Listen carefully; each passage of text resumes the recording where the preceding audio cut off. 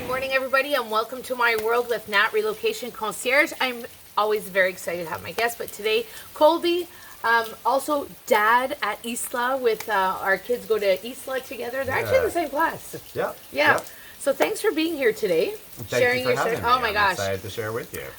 So let's share a bit with the viewers. How long have you been here? What brought you here, I guess? Sure. So I came here for the first time 8 years ago. What drew me and my baby mama at the time. I love that. Yeah. We had just had twin boys. Okay. They were 6 months old. Oh wow. And she and I met through flying trapeze. Okay. Yeah. I had a flying trapeze school in Las Vegas. And she was a student. Interesting. Okay. We fell in love. What happens in Vegas does not stay in Vegas. I love it. It ends up as twin boys. So we came down here for a vacation. I had a friend who ran a flying trapeze school at Extreme Hotel. Okay. So we came down for a month. We flew on the trapeze. We enjoyed the beach and the warm weather. And we learned to kiteboard. And we fell in love with Cabarete. Yeah. So we decided to keep coming back each winter. And the usual typical Cabarete story, each visit was longer. It was 3 months, then 5 months, and then finally, about 3.5 years ago, we made the choice to make it a full-time living. And even when we separated, we both still wanted to be here. Yeah. The boys love being here. They have the best life. We have the lifestyle that we want to live, so which brings me to one of the things that clients ask me sometimes is, should I make the leap, Natalie, like you did, or should I try it out? And I think trying it out is probably a good... Absolutely. It's a wonderful way to go. And here's the thing. Even if you make the leap, you're technically still trying it out. Because we always have the option to go back. I mean, you do. So, if I have breakfast, if I choose to eat ham and eggs for breakfast, I'm not choosing that for the rest of my life. You are not. I'm choosing that for breakfast. So, Great analogy. So anything can be changed. Yeah. If you come down here and you love it, if you come down here for 1 week and you love it, you might stay for 15 years. If you come down thinking you might stay for 15 years and you don't like it, you can leave after a week. Absolutely. So I think having that flexibility really helps. Absolutely. So what were the things that, or what are the things that you enjoy the most about being down here? So we're on the North Coast, Cabarete. What are the things that for you, just like you're like, oh, yes. Yeah. The weather is a big one. I love shorts and flip-flops. I'm wearing a t-shirt. I'm dressed up. This is as fancy as I need to get. So I'm very simple. Yeah. There's a simplicity here. There's a simplicity here. The year-round warm weather is wonderful. Simplicity. I don't have to bundle up. Yeah. And, layers. Yeah. Winter in Georgia was too cold for me. So you Canadians can laugh at that. Oh my gosh, that's nothing. But it was the feeling of being constricted by weather. And yesterday I went for a walk on the beach and I wore like a bathing suit bottom and a little tank top on top, and I did my walk and I came back to the condo and I thought, well, what are you going to get dressed for? You're just working at your computer today. Nobody's going to see you. And that simplicity of just not having to put on a outfit to, Yeah, absolutely. It's wonderful. There's an ease and a freedom to that. And speaking of freedom, that's another aspect is that I feel very free here. I'm in the States and Canada, with the Western world, there's kind of a big brother is watching you. And we look at it's ironic. We look at China, what's happening in Shanghai right now, and we're like, oh my God, they're living in a police state. And yet I kind of have that feeling, when I go back to the U.S. and I'm driving my car, if I see a police car, all of a sudden I'm like, uh-oh, what am I doing wrong? Like, who's watching me? And here I have a sense that I'm allowed to live my life, and there's less oversight, there's less regulation. I mean, it goes without saying there are rules and there are, things that you do have to follow. However, I don't know that... I don't know. There's just less restrictions overall, and this has nothing to do with the pandemonium. Just overall, people are just living. Exactly. People are saying, here's how I want to live. And there's a lot more of a, live and let live. Yeah. Which comes with, I find there is a mutual respect. I mean, it doesn't mean that it's not the lawless Wild West where people are shooting each other in the streets. No. It's safe. Yeah. It's just people are allowed to live their own life and are letting others live their own lives. I read a book a year ago that talked about horizontal relationships versus vertical relationships, and how in a domination culture, a lot of people are trying to tell other people how they should live. Yeah. And I don't experience as much of that energy here, which for me is wonderful. I get to be who I am. My boys get to grow up the way that they are naturally meant to be. We all have an internal guidance system. Yeah. And living here in the Dominican Republic, I truly feel like I get to follow my internal guidance system without as much judgment. And I'm not judging others and kind of letting them live their best lives too. Absolutely. And, one of the things that you said something that brought something up was one of the things that people are always very challenged about when they first arrive is the driving.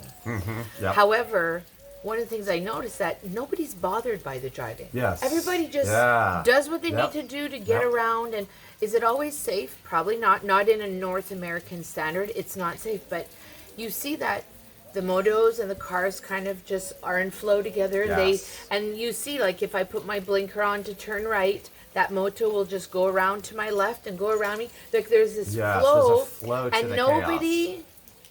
I mean, unless you're cutting off a dump truck, Yeah. to turn, nobody's getting upset. Yeah. Like, there's no road rage. Well, I'm sure there is road rage, but there's no. There might be a honk, but it's a honk of like, hey, I'm Hey, here. dude, yeah, like, watch but out. It's not held on to. Yeah, absolutely, and yeah.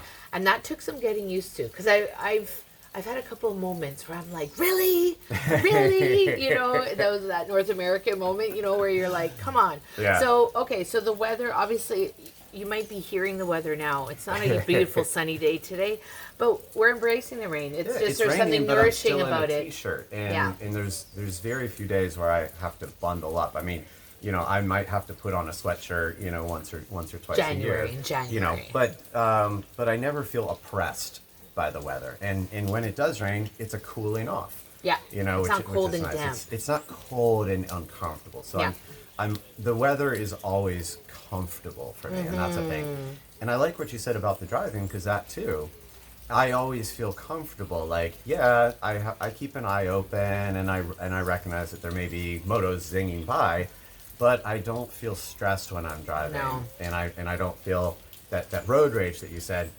I don't feel the energy from other drivers of like, angst and there's The stress the of energy here is there's less stress. And I've begun learning a lot more about like our deeper levels of consciousness and awareness, where we're all connected by these energetic quantum fields. Yeah. And when a lot of people in a place are feeling stress, like a city like New York City, where there's a lot of people experiencing a lot of stress, even if you're sitting in your apartment, you are experiencing and feeling the ripples, vibration of that, yeah. vibrations of 100%. current from that. So I guess what are some of the things that when you first, like, obviously when you come on vacation and you're going in and out, you're on a vacation mode. But once you sort of settle, you decide to relocate, what are some of the things that you found the most challenging in the beginning? Like those like one or two things that it was like our little hurdle. I got to get over this one. Sure. One that arose frequently for me would be like reliability and efficiency. So it's very important. I laugh because, now Has this I come up laugh. before? It has come up, but now I let it go. I'm not the first person to experience this. No. I thought maybe. Efficiency and reliability. Go ahead. Yeah. So I remember one time at a rental car counter in the Santo Domingo airport, and it took like an hour and a half to get sorted, and I'm used to like the Hertz rental car counter. It's like you get your key, you go, So there's not an urgency to make things happen quickly. There is not.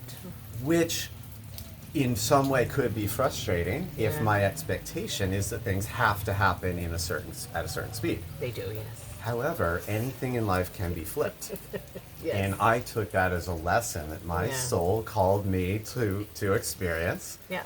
To understand that my expectation that things have to happen quickly is based on this, economic capitalist system of mass production, Quick. more, quick, more and more convenience, which has in many ways become a trap for Western, Well, it's society. kind of what I call the Amazon effect, where you want it tomorrow. Oh, right, and the email effect and the cell phone effect. Nothing happens mañana here. Yeah. Nothing. Well, it does happen mañana, but it's that whole tomorrow. Well, when tomorrow arrives, tomorrow becomes the next day. So mañana is a big joke around here. Yes. Ahorita is the other joke. It's like soon. It's like Yeah. time is a island time. Everybody talks about island time, and there could be a frustration to that. Yeah. Unless we can flip it around and say, what's the lesson I could learn here? How is Well, it's embracing that gift of slowing down. and being patient And and that's why realizing most of the people I'm speaking to right now, this is part of what they want. They want, yes, to experience the nice weather and the beaches, the simplicity of the clothing, but they also want to slow down. And I have to say that I don't want to say I'm busier since I've been here, but it's a different kind of busy. Yeah. I feel like there's, I have a busy day today, 2 interviews, 2 discovery calls, editing, but it's all things that, like, I get shivers. It's all things I love and I enjoy doing. I choose, and that bring me joy. Yeah. So really doesn't feel like, a lot of work. Yeah. Okay, so reliability, efficiency was one of any other challenges when you first arrived? It's this place. We had a conversation before. This place magnifies energy. Yeah. So there are a lot of amazing, incredible people that come here that bring a lot of spiritual energy, compassion, love, and exploration and curiosity.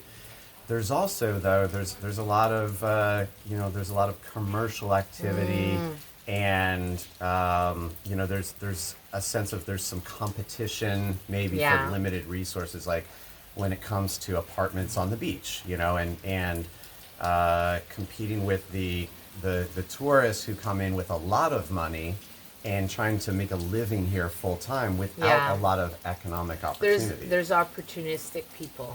That's how I'd put it. Yes, right? fair to say, exactly. And I think that's why you should hire somebody like me to make sure that you're not being taken for a ride.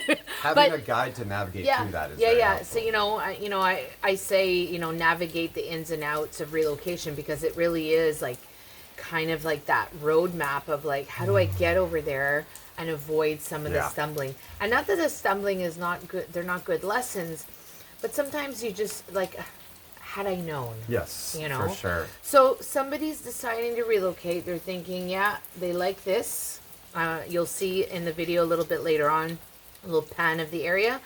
What is your like top piece of advice? Like, what is the thing they should really, you've given a lot of great nuggets today, but what are the the 1 or 2 things that they should consider when they decide to do a relocation? It's one of the main things is set expectations aside, come in with an open mind, and be willing to adapt and be flexible. And go with the flow that's here. So instead of coming down with ideas of like, this is what the experience is going to be or needs to be, if you're coming here, you want to leave some things behind for a reason. So coming to a new country with a new language and be ready to experience this place as it is, instead of trying to make it something that you're already familiar with. Embrace the change, embrace the differences.